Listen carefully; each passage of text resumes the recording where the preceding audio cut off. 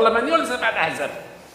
انا اناقش الفرق البرلمانيه، الاحزاب عندي لقاء سياسي معهم في الشارع في المقرات ديالهم. لذا كنطلب اسقاط ملاحظه جوج الكلمه الصباح اللي قالت باسم الحزب كذا، انا كان نائبه غير منتسبه، وهنا المساله الثانيه بيان وكذا وكذا يمشيو يديروها في المساله الثانيه الاخرى. انا ما غنجاوبش المحامي احتكم بقوه القانون، ما كاينش محامي احتكم بقوه القانون.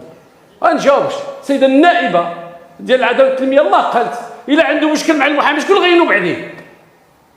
ثالثا الملاحظه الثالثه بغي نقول السيد الرئيس، ربما السيده النائبه المحترمه كانت حاضره معنا واخا ناقشنا التعديلات ديالها بطلب من فريق الاشتراكي ومن فريق التقدم للاشتراكيه، طلبوا ان نقدم المحامي على الوكيل حتى الاستقلال تماما. نعم لم يطلب فريق اجتهادي. ما طلبها ثلاثه الاحزاب ما صافي كنسحبها. وهذاك راه 3 الصباح فاش دوزنا هذا الشيء مشي عليك اسيدي كنعتذروا لك. خلل دماغي زهايمر بركه كاينه اللي بغينا نديرو درنا قدمنا المحامي على الوكيل، والنص الذي بين ايديكم السيد الرئيس هو مقدم المحامي على الوكيل، والوكيل في 79 ما نناقشوش كل وكيل باش يمكننا نفهموا راه ما فيهش مساس لاختصاصات المحامي. هذاك الشيء غادي نناقشوه في قانون المهنه حيت يجي ها هو جايكم في الطب ونناقشوا قانون المهنه انذاك. واش ما نتذكرش شنو هي اختصاصات المحامي، واش شنو هي المجالات ديالو، شنو هي الحدود ديالو، واش شنو هي سلطه التاديب عليه، واجي تشوفوا اللائحه. شكرا سي عبد الله. السيد الرئيس. السيد الرئيس، هذا المجلس طبقا للدستور فصل 68 69 وطبقا للنظام الداخلي لا يحق للحكومة أن تتدخل في تداول الذي يقع داخل المجلس طبقا للنظام الداخلي. لا عنده شي حاجة يمكن من الأغلبية شي واحد يثيرها، أما الحكومة أن تطلب بسحب كلمة أو مصطلح أو أي شيء من المحضر هذا ليس من اختصاصها. النظام الداخلي ينظم أعضاء ديال المجلس المعني فيما بينهم، ولا حق للحكومة أن تتدخل في ذلك. شكرا. فاطمة. أستاذة نبيلة منيب. شكرا السيد الرئيس.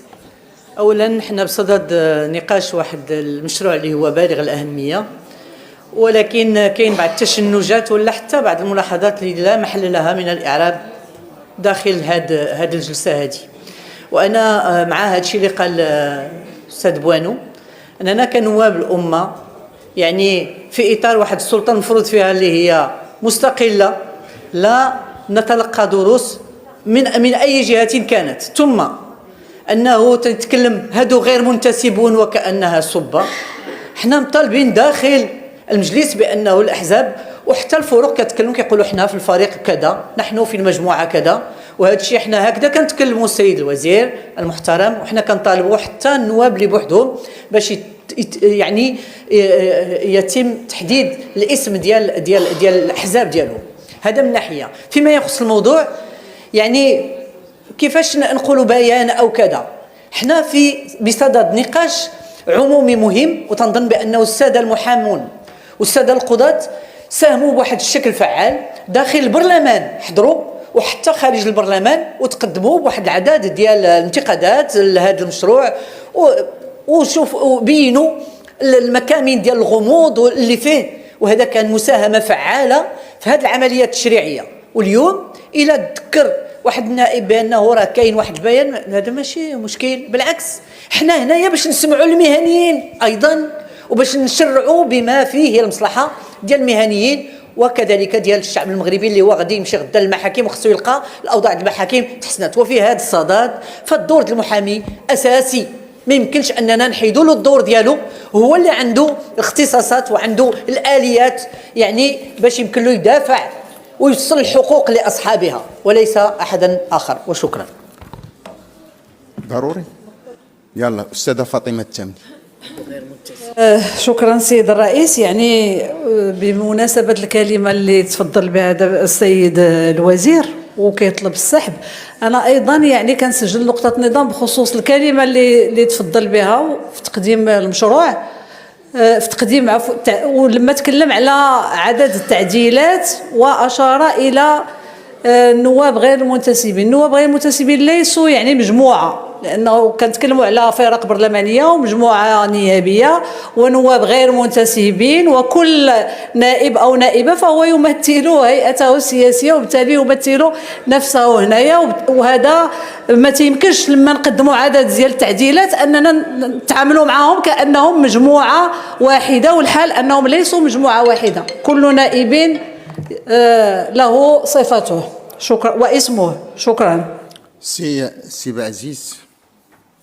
شكرا سيد الرئيس. أولا لا وجود في النظام الداخلي لما يمنع الحديث عن الأحزاب السياسية وهي مؤسسات سياسية، ونحن هنا ننتسب للفريق اشتراك المعارضة الاتحادية ونمثل حزب الاتحاد الاشتراكي للقوات الشعبية في هذه القبة، ونتحدث باسمه في كل مواقفنا وقضايانا. ولا يمكن أن أتناقض إطلاقا داخل حزبي مع قطاع المحاميات والمحاميين الاتحاديين الذين كانوا من الموقعين على هذا البيان. هذه مسألة أولى، ولا يحق لأحد أن يقول لنا أن لن نتحدث عن الحزب. نحن جسد واحد داخل الحزب لا فرق بيننا ونمثله هنا. المسألة الثانية سيد الرئيس، ألتمس منكم أن تسحب من محضر الجلسة كلمة السيد الوزير، لأنها لم تكن جوابا على الأسئلة أو على التعديلات والتعقيبات الواردة عليها، وإنما كانت نقطة نظام، ولا يحق للحكومة أن تتناول نقطة نظام تخص تسيير المجلس. وبالتالي فألتمس منكم السيد الرئيس سحب ما تدخل به السيد الوزير من محضر الجلسة، وشكرا.